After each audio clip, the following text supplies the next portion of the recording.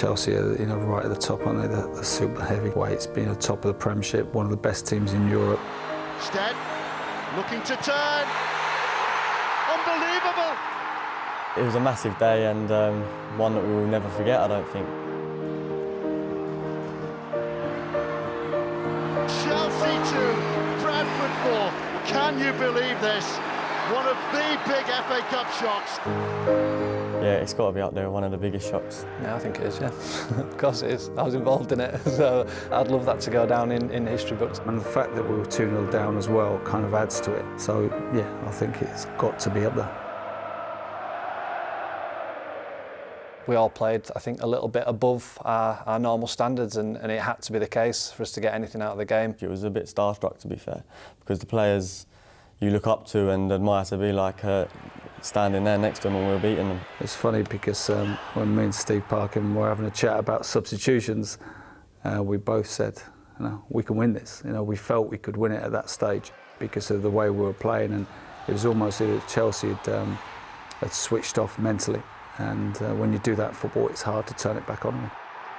But he came in the dressing room and he credited the players and the staff, shook everyone's hand, and just commented on the courage of our display and the way we'd approached the game, which I thought was a nice touch. I think when we scored our fourth, all the boys ran off the bench and he actually said to the fourth official, no, let them celebrate, let them have their moment. It just showed that day that he's a top guy. I thought the FA Cup really came to life on the day. It was great for football in general, and we're looking forward to the challenge of the next round.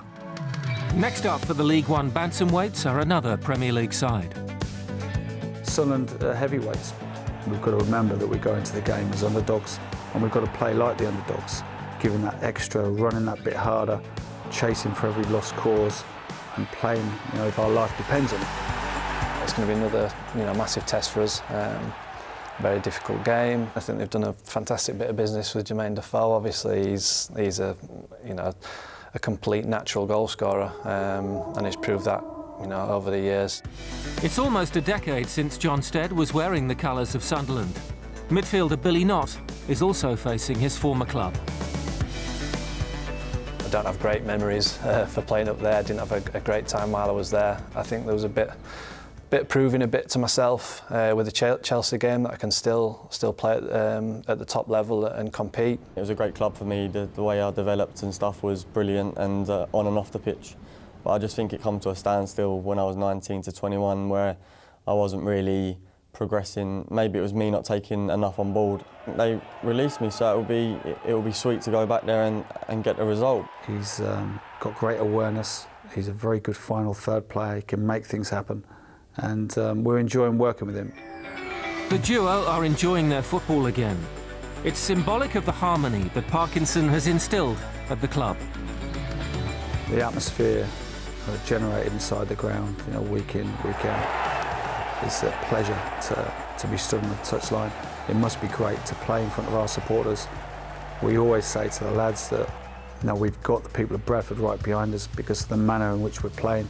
So can Bradford deliver another Hollywood knockout? I think Bradford, we can almost be the kind of the Rocky Balboa type thing that can go throw it against the big boy and come out and kind of win a few hearts on the way. We got a good punch, but we'll be fighting to the end, so we'll have a good go.